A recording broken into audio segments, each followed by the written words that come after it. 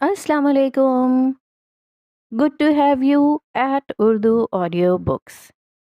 حاضر خدمت ہے صوفیہ ایمان کا novel Mehr un-Nisa, episode 8، last episode, باب نمبر 20. انٹیروگیشن روم میں موجود اکلوتی میز کے دونوں اطراف 3 وجود موجود تھے.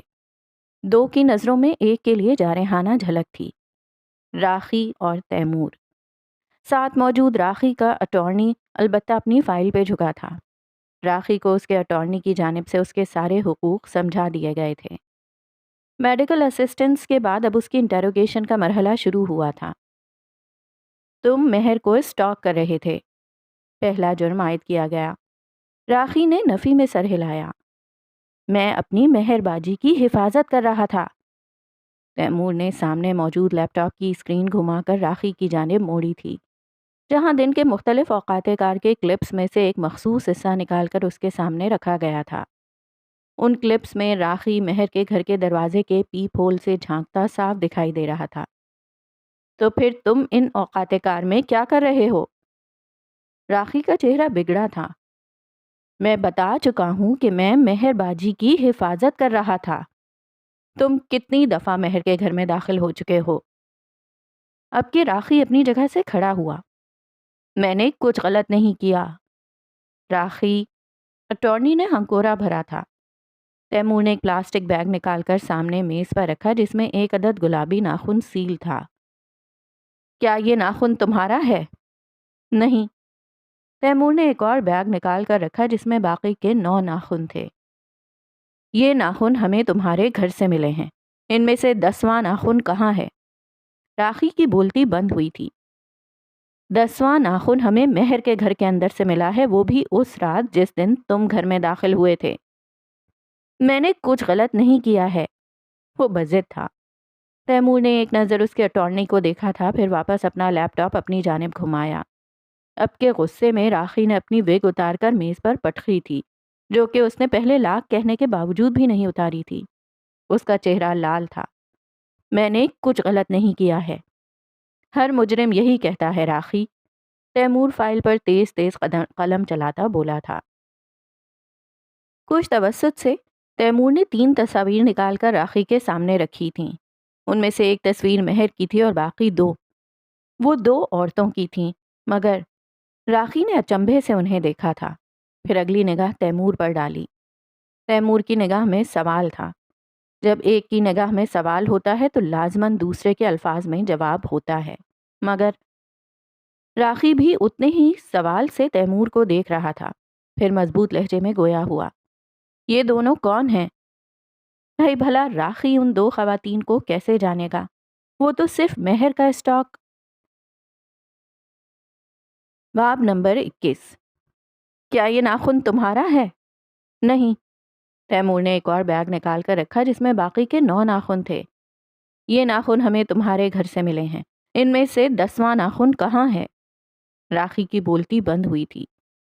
10واں ناخن ہمیں مہر کے گھر کے اندر سے ملا ہے، وہ بھی اس رات جس دن تم گھر میں داخل ہوئے تھے. میں نے کچھ غلط نہیں کیا ہے.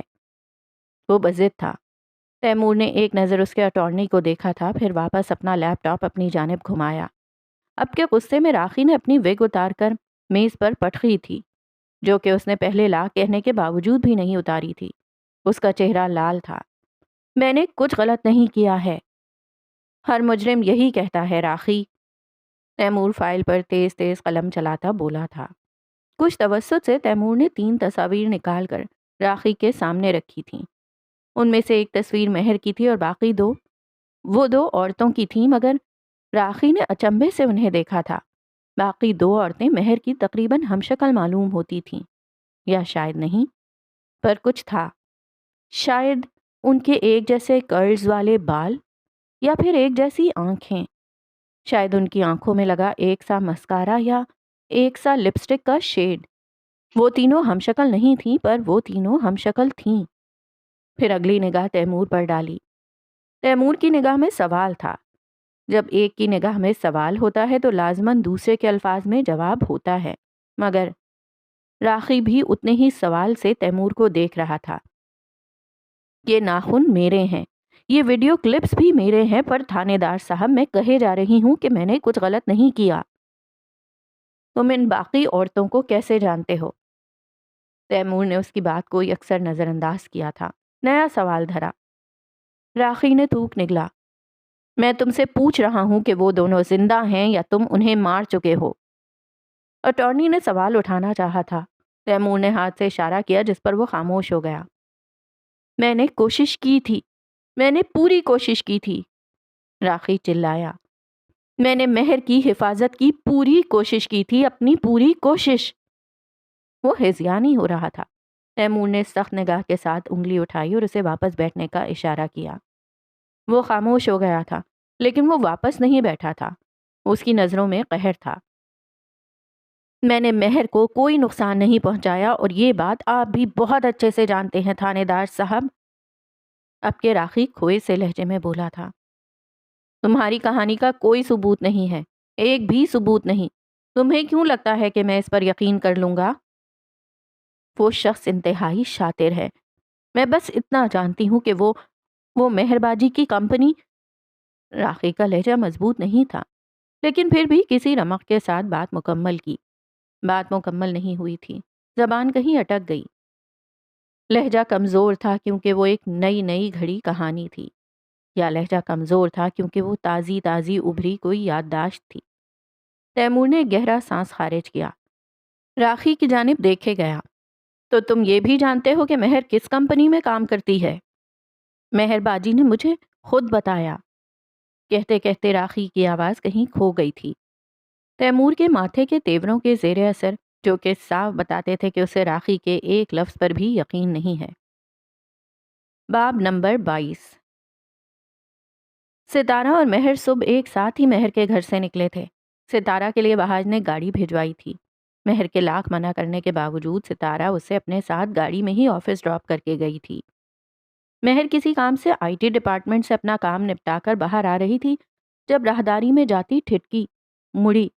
اس کے پاس سے گزر کر جاتا وہ اونچا لمبا وجود جانا پہچانا سا تھا۔ اکبر؟ مہر کے منہ سے بلا ساختہ نکل گیا۔ آواز اتنی اونچی تھی کہ چلنے والے کے قدم رکے تھے۔ وہ مڑا، مہر کی جانب دیکھا۔ اکبر کا حلیہ ویسا ہی تھا جیسا اس دن تھا۔ وہ مہر کی طرف بنا کسی تاثر کے دیکھے گیا، گویا پکارے جانے کی وجہ جاننا چاہتا ہو۔ مہر پر ایک دم منو پانی پڑا۔ اب جب کہ سامنے والا متوجہ ہو چکا تھا تو وہ نظر انداز بھی نہیں کر سکتی تھی، سو کھسیانہ سا مسکرا دی۔ اوہ سوری، وہ بس تمہیں یہاں دیکھا تو اس دن اس ایگزیبیشن والا واقعہ یاد آ گیا۔ پھر یاد آیا تو حیرت تو اسے واقعی ہوئی تھی، سو اب پوچھ ہی لے۔ تم کب سے یہاں جاب کر رہے ہو؟ کافی عرصے سے، آئی ٹی ڈپارٹمنٹ میں۔ آگے اکبر سے کوئی بات نہ بن پڑی، لیکن کچھ کھسیانہ سا مہر کی جانب دیکھے گیا جیسے کچھ کہنا چاہتا ہو۔ تم کچھ پوچھنا چاہتے ہو؟ مہر نے اس کی الجھن بھانپتے ہوئے کہا۔ ہاں، وہ دراصل ابھی تم نے مجھے میرے نام سے پکارا تو ایک خوش کن سی حیرانگی ہوئی۔ تمہیں یاد ہے؟ مہر مزید شرمندہ ہوئی۔ میں کوشش کروں گی ہم ملتے جلتے رہیں۔ میں بس دراصل زیادہ اپنے کولیگ سے ملتی جلتی نہیں تو بس۔ نو اٹس فائن۔ اکبر نے ہوا میں دونوں ہاتھ جھلائے۔ خیر میں کسی کام سے جا رہا تھا، معذرت چاہتا ہوں، کہتا سر کو ذرا خم دیا۔ مہر کی جان بچی، وہ بھی فوراً وہاں سے کھسک لی۔ اپنا ماتھا پیٹا تھا۔ اوہ، وہ ایک سلپ آف ٹنگ تھا۔ باب نمبر 23۔ آفس کے ٹائم پر۔ آفس سے باہر جب مہر باہر نکلی تو تیمور کی گاڑی عین اس کے سامنے آن کھڑی ہوئی تھی۔ مہر کو وہ تاثر کچھ ناگوار سا گزرا تھا۔ تیمور نے شیشہ نیچے کیا، سر کو ذرا خم دیا۔ تم یہاں کیوں ہو تیمور؟ تیمور نے پچھلی سیٹ کی جانب اشارہ کیا جہاں کچھ ڈبے دھرے تھے۔ میں بھابھی کے کسی کام سے اس طرف آیا تھا۔ تمہیں میری کمپنی کا پتہ کیسے معلوم ہوا؟ اس کے جواب میں تیمور کچھ دیر اس کی شکل دیکھتا رہا۔ ویل، میں ایسا کیا کہوں کہ تمہیں برا نہ لگے؟ جو سچ ہے وہی کہو گے obviously۔ پر تم سچ سن کر برا مان جاتی ہو، پھر تم میرا کوئی میسج بھی نہیں دیکھتی اور کال بھی نہیں اٹھاتی۔ وہ مہر کو شرمندہ نہیں کر رہا تھا، پر مہر شرمندہ ہو گئی تھی۔ میری مرضی، میں چاہوں تو تمہیں بلاک بھی کر دوں، تم مجھ سے سوال نہیں کر سکتے۔ جانتا ہوں خاتون، میں نے کب سوال کیا، میں تو بس اپنا دکھ بیان کر رہا ہوں۔ مہر چہرہ پھیر گئی، اس کا پوائنٹ بس آنے ہی والا تھا اور وہ تیمور سے بات نہیں کرنا چاہی تھی، ورنہ اسے ان سب سوالوں کے جواب دینے پڑتے جن سے وہ بھاگ رہی تھی۔ تمہیں اب جانا چاہیے، یہاں کیوں کھڑے ہو؟ تمہارے خیال میں میں یہاں کیوں آیا ہوں؟ مہر نے کندھے اچکائے، پوائنٹ آ چکا تھا۔ ہم ڈنر پر چل رہے ہیں، تیمور نے اس کا بھاگنے کا ارادہ بھانپتے ہوئے کہا۔ وہ کر بھی کیا لیتا اگر وہ بھاگ کر بس پر چڑھ جاتی؟ پر میں نے کسی ڈنر کا وعدہ نہیں کیا، مہر نے اس کی اصلاح کی۔ وہ خاموش ہو گیا، ایک گہرا سانس لیا، چہرہ سیدھا کیا، سامنے مہر کی بس کھڑی تھی۔ ہونٹ پاؤٹ کے انداز میں نکلے، چہرے کو آہستگی سے اس بات میں ہلایا۔ مہر آگے بڑھ گئی، مہر آگے بڑھی، بس واپس چلنے والی تھی۔ باقی چند لوگوں کے پیچھے کھڑی وہ بس میں چڑھنے کی قطار میں شامل تھی۔ ذرا کو ٹیڑھی نگاہ سے دیکھا، وہ مہر کو ہی دیکھ رہا تھا۔ چہرے پر وہی مسکینیت سجی تھی۔ سب بس میں سوار ہو چکے تھے، بس کا دروازہ واپس بند ہوا، بس واپس چل پڑی۔ منظر میں صرف ایک وہی وجود باقی رہ گیا تھا۔ مہر نے بس جانے کے بعد خالی سڑک دیکھتے ہوئے گہرا سانس خارج کیا، پھر مڑتی واپس آ گئی جہاں وہ ابھی تک مسکینیت بھری شکل لیے بیٹھا تھا۔ تیمور فوراً گاڑی سے اترا، کسی شوفر کی طرح پچھلی سیٹ کا دروازہ کھولا۔ اٹس اوکے، میں تمہیں مجبور نہیں کر رہا ڈنر کے لیے، کھلا دروازہ پکڑے بولا تھا۔ تمہاری مسکین شکل کی وجہ سے میری بس جا چکی ہے اب، مہر نے شکستہ سے انداز میں کہا۔ اوہ رائٹ، تیمور نے جلدی سے اس بات میں سر ہلایا۔ مہر پچھلی سیٹ پر بیٹھی، تیمور نے دروازہ بند کیا اور خود ڈرائیونگ سیٹ سنبھالی۔ مہر نے ایک نگاہ ساتھ پڑے ان باکسز میں ڈبوں پر ڈالی تھی۔ اندر ذرا جھانکا تو وہ خالی تھے۔ آنکھیں بھینچیں اور ایک گہرا سانس خارج کیا۔ دل ہی دل میں تیمور کی گردن پر ایک چپت رسید کر چکی تھی۔ وہ دونوں ریسٹورانٹ میں موجود تھے۔ اب تیمور مارے گلٹ کے مہر کی جانب دیکھ بھی نہیں رہا تھا۔ ویٹر نے ان دونوں کے سامنے اسٹیک کی پلیٹس رکھیں، جس پر مہر خاموشی سے کسی معمول کی طرح کانٹا چھری اٹھا کر کھانے لگی۔ تیمور نے ہنکارا بھرا تھا۔ تم کہو تمہیں کیا کہنا ہے، مجھے غصہ نہیں ہے تیمور، مہر نے اسٹیک پر چھری چلاتے ہوئے بنا تیمور کی جانب دیکھے کہا۔ مہر، تم نے مجھے جواب نہیں دیا۔ میں جانتا ہوں تمہارا جواب کم از کم نہ نہیں ہے، کیونکہ اگر تمہیں نہ کرنا ہوتا تو اسی وقت کر چکی ہوتی۔ اتنا تو میں مہر النساء کو جانتا ہوں۔ مہر ہنسی۔ تیمور کچھ توسط سے پھر بات جاری کی۔ تیمور، میں تم سے شادی نہیں کر سکتی۔ تم پر ذرا زور ڈالا گیا تھا۔ وہ ایک انکشاف تھا۔ تیمور کا غرور کہیں ذرا لڑکھڑایا تھا۔ وہ جو اسے غرور تھا کہ اس کے ایک طویل انتظار کا حاصل عین وہی ہوگا جو وہ چاہتا ہے، جیسا چاہتا ہے۔ پر مہر، تم ویسے بھی تو شادی کرنے والی تھی نا، تو میں کیوں نہیں؟ تیمور، مجھے علم ہے کہ جو بھی مجھ سے شادی کرے گا وہ ایک وقت پر پہنچ کر مجھ سے ڈس اپوائنٹ ہوگا۔ تیمور، کوئی بھی، لیکن تم نہیں۔ میں تمہیں ڈس اپوائنٹ نہیں کرنا چاہتی۔ You are way too precious for that. Mehr نے عجیب بات کہی تھی۔ تیمور اس کا چہرہ دیکھے گیا۔ تیمور کے ہونٹ کا کنارہ پھڑکا تھا۔ اسے لگا وقت واپس 7 سال قبل جا چکا ہے اور مہر پھر تیمور کی زندگی سے بھاگنے کی تیاری کر رہی ہے۔ فرق صرف اتنا ہے کہ اس دفعہ وہ بتا کر بھاگنے والی تھی۔ ان کے سروں پر لٹکتے اس نارنجی لیمپ کی روشنی تمام منظر کو نارنجی کر رہی تھی۔ ویسے بھی میں ابھی کیریئر سے بریک لینے کے بارے میں سوچ رہی ہوں۔ شاید میں اگلے کچھ مہینے ٹریولنگ میں گزاروں۔ میں نے اپنا ریزگنیشن بھی تیار کر لیا ہے۔ مہر نے سر اٹھایا تو تیمور سر جھکائے اپنی پلیٹ میں پڑے اس گوشت کے بھنے ٹکڑے کو گھور رہا تھا، جیسے وہ اس سے بات کر رہا ہے۔ مہر آگے مزید بولنے والی تھی کہ آئی تھنک اب ہمیں چلنا چاہیے۔ تیمور کرسی دھکیلتا اٹھ کھڑا ہوا۔ میں گاڑی نکالتا ہوں، تم آ جاؤ، کہتا رکا نہیں، وہاں سے چل دیا۔ مہر کے سینے میں کچھ بیٹھا تھا، ہاتھ ایک دم سرد پڑے، جسم میں ایک سنسنی سی دوڑی۔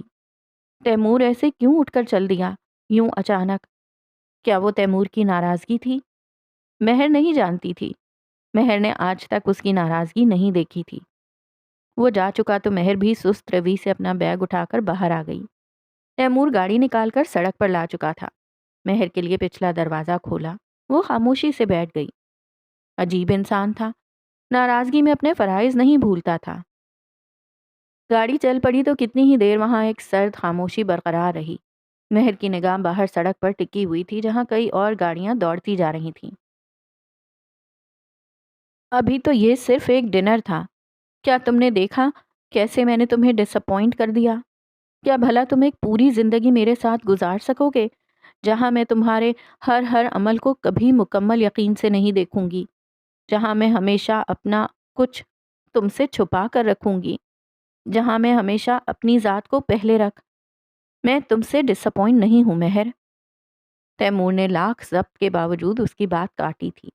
مہر ٹھٹکی، کچھ لمحے سرکے، خاموشی نے واپس آ لینا بہتر سمجھا، اور پھر باقی کا رستہ خاموشی سے کٹا تھا، حتیٰ کہ مہر کو اس کے گھر کے آگے اتارا گیا اور تیمور وہاں سے چلا گیا۔ سیاہ ایس یو وی اسٹیشن کے سامنے آن کھڑی ہوئی تھی۔ وہ واپس اسٹیشن پہنچا تھا۔ تیمور گاڑی سے اترتا کسی عجلت میں ادھر آیا تھا۔ رستے میں ساتھی آفیسر نے اسے روکا تھا۔ سوری سر، میں ڈیجیٹل فلو کے سامنے ٹریکنگ کے لیے وہاں جانے ہی والا تھا، لیکن مجھے چیف نے کسی کام سے… وہ تفتیشی کمرے کی جانب آیا جہاں راخی کو ابھی ابھی بلا کر بٹھایا گیا تھا۔ تیمور نے فون پر ایک تصویر کھول کر اس کے سامنے کی۔ کیا تم اسی شخص کی بات کر رہے تھے؟ راخی نے جلدی جلدی اس بات میں سر ہلایا۔ جی جی، یہ مہر باجی کی کمپنی میں بھی کام کرتا ہے۔ تم یہ بات کیسے جانتے ہو کہ وہ مہر کی کمپنی میں کام کرتا ہے؟ میں نے اس کا کارڈ دیکھ رکھا ہے۔ وہ جی، جو وہ لوگ گلے میں ڈالتے ہیں اس پر اسی کمپنی کا نام تھا جو کہ مہر باجی کے کارڈ پر ہوتا ہے۔ اس رات وہ مہر باجی کے گھر کے سامنے منڈلا رہا تھا جب میں نے پہلی دفعہ اس سے سیدھی بات کرنا چاہی اور تب ہم دونوں میں جھڑپ ہو گئی۔ تبھی میرا ایک ناخن اتر گیا تھا۔ مجھے نہیں پتا وہ مہر باجی کے گھر تک کیسے پہنچا۔ شاید اس کے کپڑوں میں اٹک گیا ہو، اور جب وہ مہر باجی کے گھر گھسا ہو تو وہاں گر گیا ہو۔ راخی کسی ناراض لہجے میں بول رہا تھا۔ تیمور کچھ دیر اس کی شکل دیکھے گیا۔ تبھی اس کے کان میں لگے ڈیوائس پر آواز ابھری تھی۔ سر، اکبر علی کے نام کوئی قانونی کارروائی یا کسی قسم کی سزا کا کوئی ریکارڈ موجود نہیں ہے، لیکن وہ اس وقت گرینڈیوس ٹائپ ڈیلوژنل ڈس آرڈر کے لیے زیر علاج ہے۔ اس کے علاج کی ریکارڈنگز غائب ہیں۔ اس کی سائیکیٹرسٹ کو کچھ معلوم نہیں۔ تیمور کے ماتھے پر شکن تھے۔ وہ باقاعدگی سے تھراپی سیشنز لیتا ہے اور کسی قسم کی کنٹرول کے انڈر نہیں ہے۔ تیمور نے گردن کو ذرا مروڑ دیا تھا۔ کیا آپ نے اسے پکڑ لیا؟ راخی بدستور ناراضگی لیکن اب کے کچھ فکر مندی سے بولا تھا۔ تبھی تیمور کے ڈیوائس پر دوسری آواز ابھری۔ سر، مس مہر کا اس وقت کوئی لوکیشن اپڈیٹ نہیں ہے۔ ان کی آخری اپڈیٹ آفس سے ہاف ڈے لینے کی ہے۔ باب نمبر 24۔ سوری سر، میں ڈیجیٹل فلو کے سامنے ٹریکنگ کے لیے جانے والا ہی تھا، لیکن مجھے چیف نے کسی کام سے… وہ تفتیشی کمرے کی جانب آیا جہاں راخی کو ابھی ابھی بلا کر بٹھایا گیا تھا۔ تیمور نے فون پر ایک تصویر کھول کر اس کے سامنے کی۔ کیا تم اسی شخص کی بات کر رہے تھے؟ راخی نے جلدی جلدی اس بات میں سر ہلایا۔ جی جی، یہ مہر باجی کی کمپنی میں بھی کام کرتا ہے۔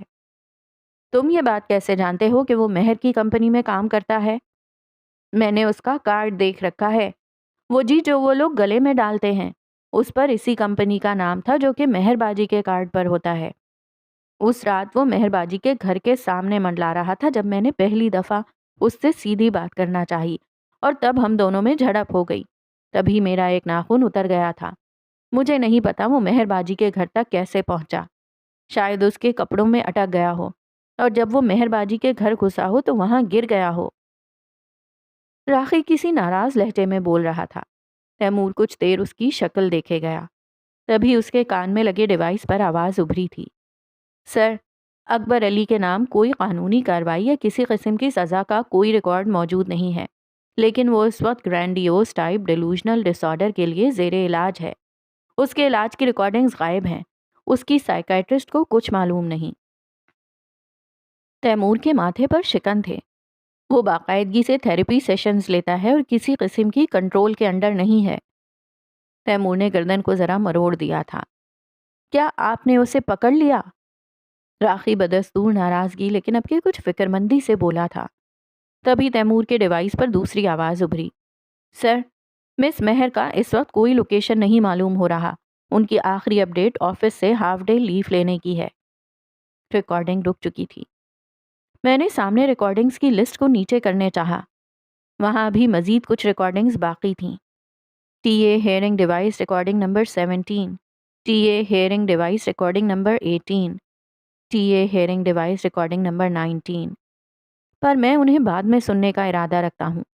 میری گاڑی جو ڈیجیٹل فلو سے چلی تھی اب ایک نمک کی فیکٹری کے پارکنگ لاٹ میں موجود تھی۔ میں کسی کا منتظر تھا۔ تب تک میں نے ساتھ والی سیٹ پر دھرے وہ پلندے اٹھائے اور اپنی گود میں دھرے۔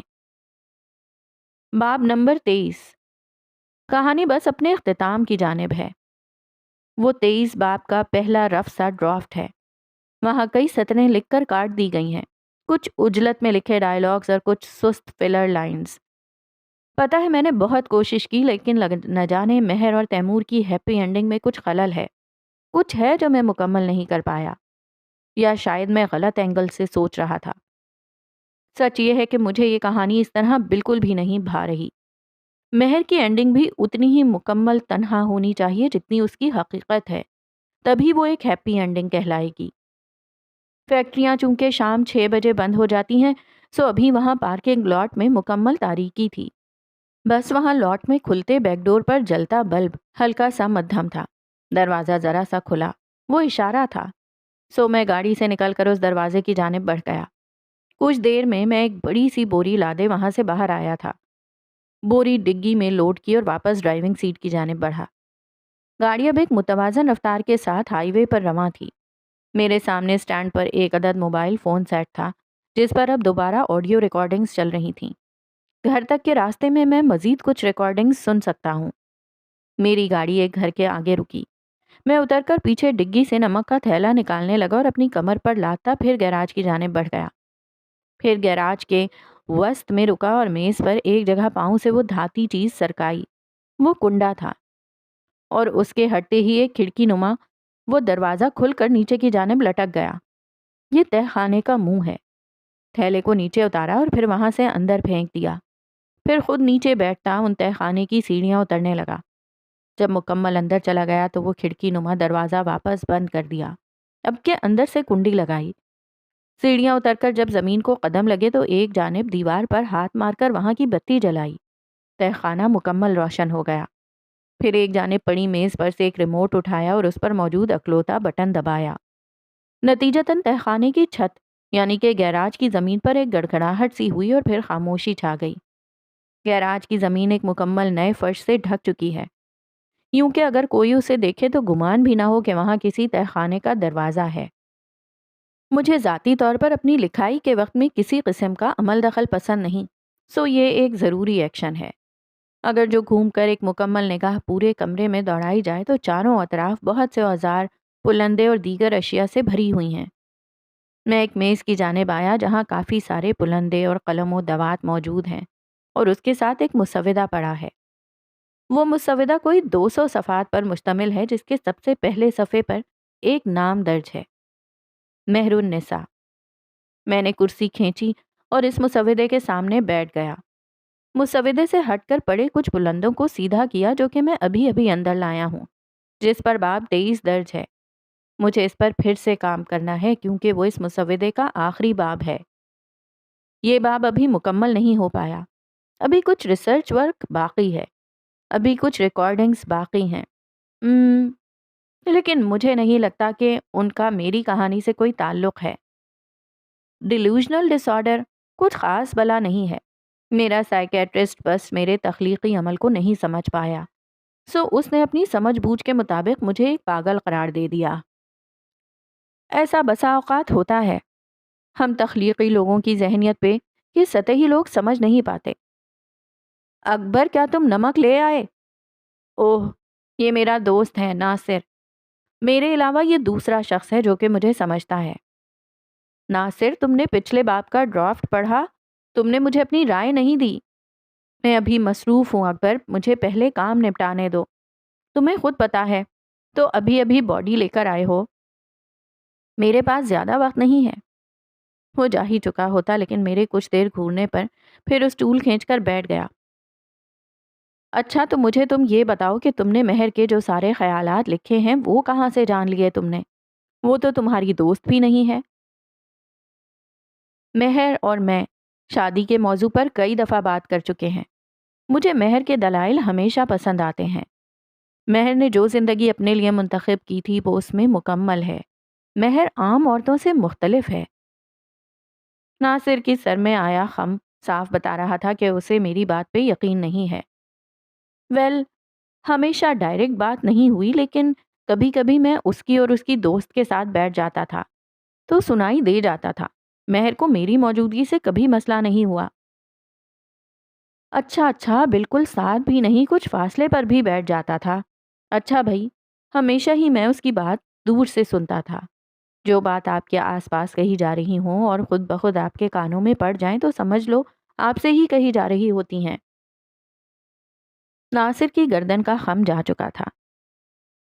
مہر نے ایک دفعہ ذکر کیا تھا کہ اسے سخت ناپسند ہے اگر کوئی اس کی پرائیویسی میں عمل دخل کی کوشش کرے، اور وہ راخی بہت ہی کلنگی ہے۔ او ویٹ، میں یہ ریکارڈنگ سننے لگا تھا۔ تم سنو، تمہیں خود بخود اندازہ ہو جائے گا۔ تم اس کا لہجہ سمجھنا، ذرا سب سمجھ جاؤ گے۔ تم کتنی دفعہ مہر کے گھر کے اندر داخل ہو چکے ہو؟ صاحب، میں کبھی مہر باجی کے گھر میں داخل نہیں ہوا، پر ہاں میں نے ایک مشکوک انسان کو دیکھا ہے، اور ایک دفعہ تو میں نے اسے مہر باجی کے گھر کے صحن کے درخت پر سے بھی اترتے دیکھا تھا۔ کیسے؟ جب مجھے شک ہوا تو میں نے بلا ارادہ ان کے گھر کے دروازے کے پیپ ہول سے اندر جھانکا تھا، پر مجھے وہاں کوئی نظر نہیں آیا، صرف مہر باجی تھیں۔ مجھے لگا شاید وہ میرا وہم ہے، پر قسم اٹھوا لیں میں نے اس کے بعد کبھی ان کے دروازے سے نہیں جھانکا۔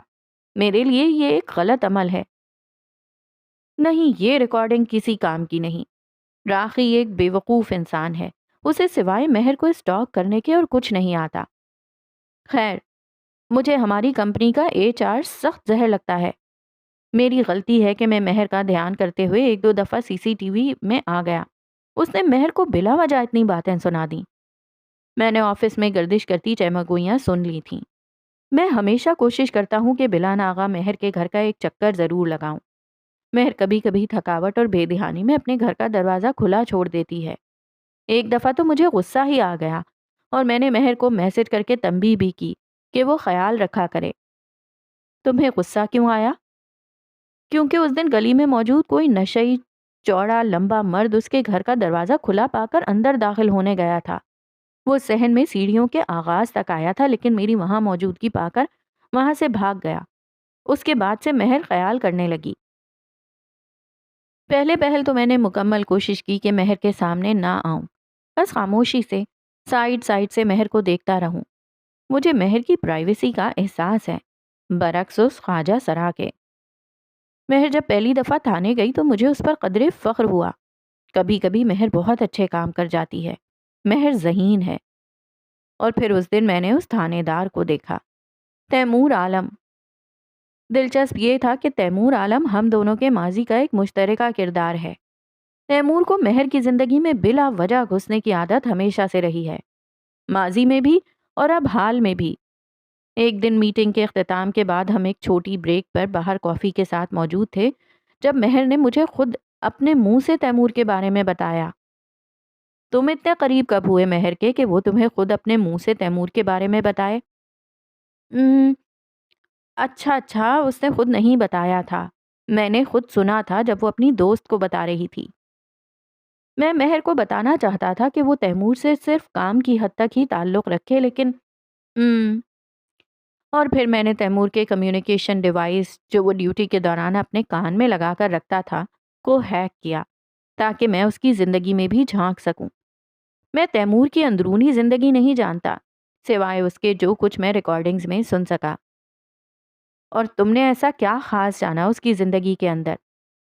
کچھ بھی نہیں، میں تیمور کے بارے میں کچھ نہیں جانتا سوائے اس کے کہ وہ SHO ہے، مہر النساء کے مسودے، اور وہ صرف ایک تصوراتی کردار تھا۔ اور پھر میں نے اسے مہر کی زندگی کے ہر اس خانے میں فٹ کرنے کی کوشش کی جہاں جہاں وہ تنہا تھی۔ مہر نے مجھے ماضی کے کئی قصے سنائے تھے اور تب پہلی دفعہ مجھے احساس ہوا کہ مجھے مہر کی کہانی لکھنی ہے۔ مہر نے ایک طویل زندگی گزاری ہے۔ مہر اس میں ایک انسان کی خواہش کرتی تھی، ایک تیمور عالم جو کہ مہر النساء سے بہت بہت محبت کرتا ہے۔ پر کچھ عرصے میں مجھے اندازہ ہو گیا کہ میں چاہ کر بھی مہر کی مکمل توجہ تیمور کی ہوتی نہیں لکھ پا رہا۔ عجیب بات تھی، مہر کا بہنوئی زبردستی اس پر اپنے دوست کا رشتہ تھوپنا چاہ رہا تھا۔ اوہ ہاں، میں نے مہر کو وہ تحفہ بھی بھجوایا تھا، وہ عروسی جوڑا۔ وہ مہر کو میرا پہلا تحفہ تھا۔ وہ ایک نفیس اظہار تھا، پر خیر مہر کو وہ پسند نہیں آیا تھا۔ وہ اسے تھانے لے گئی۔ مہر ذوق نہیں سمجھتی۔ ایک مرتبہ میری اس خواجہ سرا سے جھڑپ ہو گئی تھی۔ وہ مجھے بتا رہا تھا کہ شاید مہر اب کسی کے ساتھ رہنے لگی ہے، اب وہ مجھ سے محفوظ رہے گی۔ پہلی بات تو اس خواجہ سرا کو کوئی بہت ہی غیر ضروری خوش فہمی ہے کہ مہر کو مجھ سے خطرہ ہے۔ مجھے تیمور کی ساری پلاننگ معلوم تھی۔ میں مہر کو پہلے سے انفارم کرنے گیا تھا کہ وہ خیال رکھے، اس کا اسٹاکر اس کے گھر ضرور گھسے گا، ہو سکتا ہے پولیس کو پہنچنے میں دیر ہو جائے۔ دوسرا، مجھے کچھ اچنبھا ہوا تھا کہ مہر آخر کس کے ساتھ رہ رہی ہے، لیکن جب میں اس کے گھر دیکھنے گیا تو وہ وہاں تنہا ہی تھی۔ اس کے بعد وہ 2 دن تک آفس نہیں آئی۔ مجھے حیرت ہوئی تھی، لیکن پھر اس سالانہ ملاقاتی سیشن میں جس میں ہم سارے یونیورسٹی کے لوگ اکٹھے ہوتے ہیں، ویسے میں بتا دوں مجھے وہ سیشن کچھ خاص پسند نہیں، پر خیر کرنا پڑتا ہے۔ میں نے وہاں مہر کو دیکھا تھا، وہ سمن کے ساتھ تھی۔ مجھے نہیں پتا وہ سمن کے ساتھ کیوں تھی۔ ویل، اگر میں مکمل سچ بتا دوں تو، اور یہ واقعتاً سچ ہے، مکمل سچ، کہ میری پہلی دفعہ مہر سے فیس ٹو فیس بات اس آرٹ پیس کے سامنے کھڑے ہو کر ہوئی تھی۔ مہر میری باتوں سے متاثر تھی، اور تب مجھے پہلی دفعہ احساس ہوا کہ شاید مہر کو جس کی تلاش ہے وہ میں ہوں۔ اوہ ویٹ، میں نے مچھلی کو کھانا نہیں ڈالا۔ شٹ، وہ بھی مجھے بددعائیں دے رہی ہوگی۔ میں ذرا اسے دیکھ لوں۔ اوہ، مجھے یاد آیا، میرا فون، اس کی بیٹری ختم ہو گئی تھی، ابھی ذرا چارج ہو گیا ہوگا۔ میں کچھ ضروری ای میلز دیکھ لوں۔ اوہ، وہ مہر کا ہی میسج ہے، آج صبح ہی اس نے کیا تھا۔ اکبر، تم نے وہ ای میلز بھیج دیں؟ اسکرین پر مہر کا میسج تھا۔ مہر مجھے ہر شکل میں اچھی لگتی ہے، بس صرف ایک مینیجر کی شکل میں نہیں۔ کاش وہ حقیقت میں بھی میری مینیجر نہیں بلکہ کولیگ ہوتی۔ خیر، میں پہلے اپنا ضروری کام نپٹا لوں، پھر میں یہ آخری باب مکمل کروں گا، اور آج میں ہی کروں گا۔ زیادہ کام نہیں ہے، پھر میں ای میلز بھی بھیج دوں گا، پر وہ اتنی ضروری نہیں۔ مہر کل وہ ای میلز کہاں ہی دیکھے گی۔ یار، اب کہانی مکمل ہو گئی ہو تو نمک اٹھا کر اندر لے آؤ، باڈی تیار ہے، میں نے تمام اندرونی اعضاء نکال دیے ہیں۔ ناصر کی یہی عادت مجھے اچھی نہیں لگتی، اسے مجھے ہر ذاتی لمحے میں ٹوکنا ہوتا ہے۔ ابھی ابھی میرے دماغ میں کچھ بہت زبردست جھلکیاں آئی تھیں جو کہ میں آخری باب میں لکھ سکتا تھا، اور اب ناصر کی ٹوک سے وہ نکل گئیں۔ ہاں رکو، میں لے کر آتا ہوں۔ نمک اندر پہنچا کر اب میں ناصر کی باقی کارروائی دیکھ رہا ہوں۔ ناصر قد میں مجھ سے قدرے چھوٹا ہے۔ ناصر ایک صاف ہاتھ کا آدمی ہے۔ جتنی صفائی سے وہ جسم سے اعضاء الگ کرتا ہے، اس سے بھی زیادہ صفائی سے وہ انہیں بیچ بھی کھاتا ہے۔ یہ باہر مجھے پولیس کا سائرن کیوں سنائی دیا تھا ابھی کچھ دیر قبل؟ کام مکمل کر کے وہ دستانے اتارتا بولا، آبویسلی وہی پولیس والا ہوگا۔ بہت غرور تھا اسے کہ وہ تیسرے وکٹم کو ایک مہرے کے طور پر استعمال کر کے مجھ تک پہنچ جائے گا، پر خیر، میرا مقصد مہر کو اس کی آبسیشن سے بچانا تھا۔ وہ مہر کا پیچھا نہیں چھوڑنے والا تھا، اور پھر وہ راخی الگ، اسٹاکر کہیں کا۔ نہ جانے اس آفیسر کو سمجھ کیوں نہیں آ رہی کہ راخی ہی اسٹاکر ہے۔ کیا تم نے پچھلی دونوں باڈیز کو چیک کیا؟ میں نے کہا بھی تھا کہ ہر 6 ماہ بعد انہیں ایک دفعہ دیکھ لیا کرو۔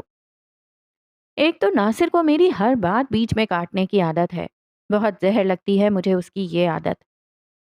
میں دیکھ چکا ہوں، وہ دونوں اپنے اپنے ممی تابوت میں سیٹ ہیں، اور کسی قسم کی کوئی برائی نہیں آئی ان میں۔ میں تابوت کی صفائی خود اپنے ہاتھوں سے کرتا ہوں۔ ناصر کو بلا وجہ کی فکر ہے۔ परफेक्ट, अब मैं चलता हूँ। नासिर जाने की तैयारी करने लगा। बाहर का दरवाज़ा मैंने लॉक कर दिया था। तुम किचन के बैक डोर से चले जाओ। Okay, best. नासिर अपने बैग और बॉक्सेस उठाकर जा चुका। उसे सुबह वक्त पर थाने भी पहुंचना होता है, जहां वो काम करता है। हाँ हाँ, नासिर ने ही मेरी मदद की थी तैमूर की डिवाइस को बग करने में।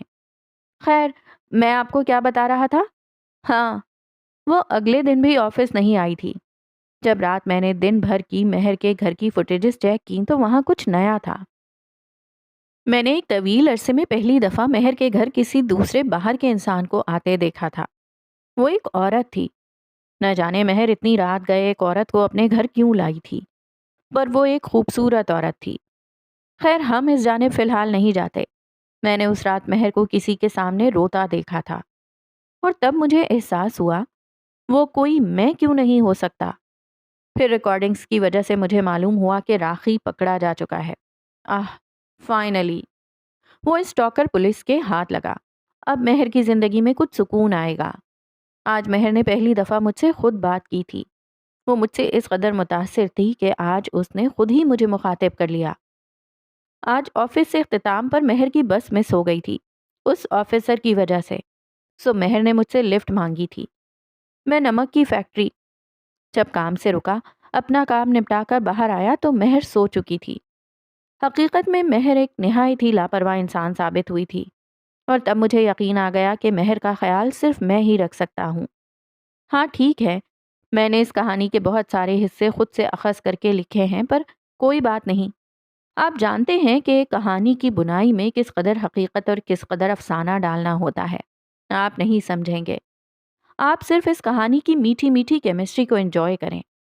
मज़े की बात है कि मेहर को मेरा नाम याद है। मैं हमेशा से जानता था मेहर मेरे लिए फीलिंग्स रखती है। मेहर को सिर्फ मैं समझ सकता हूँ और सिर्फ मैं ही उसकी कहानी लिख सकता हूँ। मैं मेहर के पास वापस आया। मेहरुनिसा का नमक में मुकम्मल ढका वजूद निहायत खूबसूरत है और खुश है और मुतमईन है। आपका मानना बिल्कुल दुरुस्त है। हर जी रूह जोड़े में नहीं उतारी गई। कुछ लोग बस अपने होते हैं, अपने खुद के।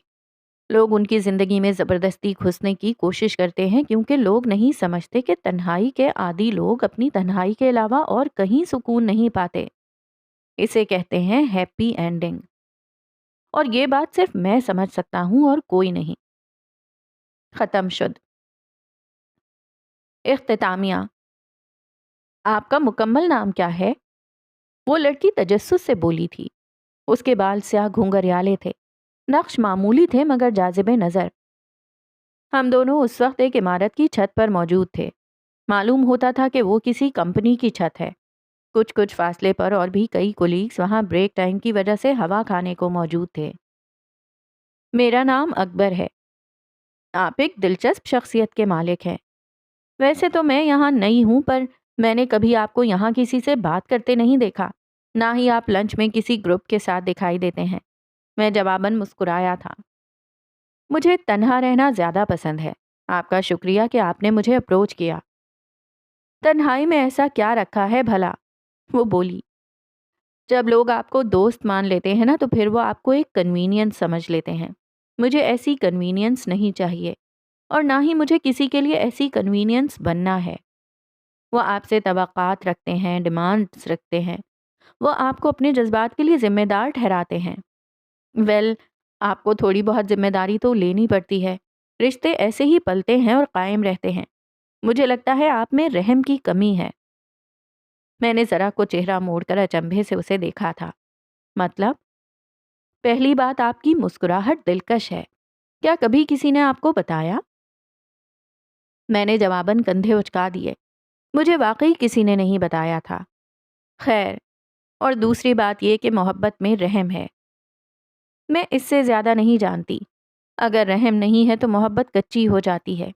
कच्ची मोहब्बत पायदार नहीं होती। उसका रंग जल्द छट जाता है। और अगर रहम हो तो दिल बहुत बहुत बड़ा हो जाता है। ये छोटी छोटी चीज़ें माना नहीं रखती। फिर सामने वाले की जानिब से दी गई बड़ी बड़ी तकलीफ़ें भी कुछ ख़ास माना नहीं रखती। क्या मैं जान सकता हूँ आपका नाम क्या है? میں اس کی بات سن رہا تھا لیکن اچانک مجھے اس کا نام جاننے میں دلچسپی ہوئی۔ آہ! میرا نام میرا نام ماریا ہے، اینا ماریا۔ وہ ایک خوبصورت نام تھا۔ ایسے نام کہانی کے کرداروں کے ہوا کرتے ہیں۔ کیا آپ ایسی محبت کرنا جانتی ہیں؟ اینا ماریا کا چہرہ ایک دم بلش کر گیا تھا۔ ہاں، کون نہیں جانتا ہوگا۔ تو آپ کس سے ایسی محبت کریں گی؟ یہ میرے ہاتھ میں نہیں، جس سے بھی ہو جائے۔ آپ بتائیں، آپ کیسی محبت کریں گے؟ میں نے سوچنے کو کچھ وقت لیا تھا۔ مجھے جواب نہایت ترتیب سے بننے کی عادت ہے۔ جب میں کسی سے محبت کروں گا تو میں تا عمر اسے اپنا بنا کر رکھوں گا۔ میرے نزدیک یہی بہترین محبت ہے، بالکل سجا کر، اپنی آنکھوں کے سامنے۔ لڑکی کی مسکراہٹ ذرا مدھم پڑی تھی۔ آپ کی محبت کی تعریف ذرا غیر حقیقی ہے۔ آپ ایک دفعہ محبت کر کے دیکھیں، پھر آپ کو سمجھ آئے گی کہ یہ کیا ہوتا ہے، اسے کیسے ڈیل کیا جاتا ہے۔ کیا آپ دیکھنا چاہیں گی کہ میں اپنی محبت میں کتنا سچا ہوں؟ میری اس بات پر لڑکی دوہرا بلش کر گئی۔ اپنے ہونٹ کاٹتی وہ چہرہ پھیر کر سامنے دیکھنے لگی۔ کوئی بھی اسے دیکھتا تو بتا سکتا تھا کہ اس کے معدے میں کس قدر تتلیاں بھر گئی ہوں گی۔ اینا ماریا ایک خوبصورت عنوان ہے۔ آخری خیال جو میرے دماغ میں گزرا تھا، حتیٰ کہ بریک کے 15 منٹ ختم ہو گئے۔ آخری بات صوفیہ ایمان کی جانب سے، اکبر نہیں۔ ضروری نہیں ہوتا کہ ہر کہانی آپ کو مکمل ہوتے ہی فوراً سمجھ آ جائے۔ اگر مہر النساء کو لے کر آپ کو کسی قسم کے سوالات ہیں تو کچھ دیر کہانی کو اپنے دماغ میں سوچیں، چاہیں تو ایک سے زیادہ بار پڑھ کر دیکھیں، آپ کو کہیں نہ کہیں جواب مل جائے گا۔ مہر النساء ایک سائیکولوجیکل تھرلر اور سوشل تھرلر ناول ہے۔ اگر آپ اس ژانر سے ریلیٹ نہیں کرتے تو شاید یہ ناول آپ کو کچھ زیادہ نہ دے سکے۔ لکھاری ہونے کے ناطے میری سب سے پہلی کوشش آپ کو کچھ ایسا دینا ہے جسے پڑھ کر آپ اپنے وقت کا ضیاع ہوتا محسوس نہ کریں۔ باقی چیزیں آہستہ آہستہ بعد میں آتی ہیں، اور میں نے اپنی مکمل کوشش کی کہ جب آپ اس ناول کو مکمل کر کے بند کریں تو آپ کے پاس سوچنے کو کئی پہلو اور غور کرنے کو کئی سوالات ہوں۔ کہانی سے متعلق اپنی آرا آپ میرے انسٹاگرام اکاؤنٹ پر ڈی ایم کر سکتے ہیں، جسے میں سہولت دیکھتے ہوئے ضرور دیکھوں گی۔ تو یہاں ہوتا ہے اختتام مہر النساء کا، اور بہت ہی ٹریجک ہیپی اینڈنگ ہے یہ۔ آئی ڈونٹ نو کس قسم کی ہیپی اینڈنگ دکھائی ہے۔ مہر النساء کے لیے بہت شدید شدید شدید افسوس ہو رہا ہے، بیچاری۔ ان دا اینڈ اکبر ہی نکلا نا اسٹاکر، اور بس یہ اکبر کیوں نہیں پکڑا جا سکا، مجھے سمجھ نہیں آ رہا کیوں نہیں پکڑا گیا، جبکہ شروع سے میرا بھی کچھ اس کے اوپر دھیان جا رہا تھا۔ لیکن تیمور تو ایس ایچ او تھا نا بھائی، ایس ایچ او تو نہیں تھا، کیا تھا، ایس ایچ او ہی تھا ہاں۔ تو اسے کیوں نہیں سمجھ آئی کہ اکبر بھی کہیں اس کہانی میں ہو سکتا ہے۔ پولیس پھر کچھ نہیں کر پائی۔ چلیں، اللہ حافظ۔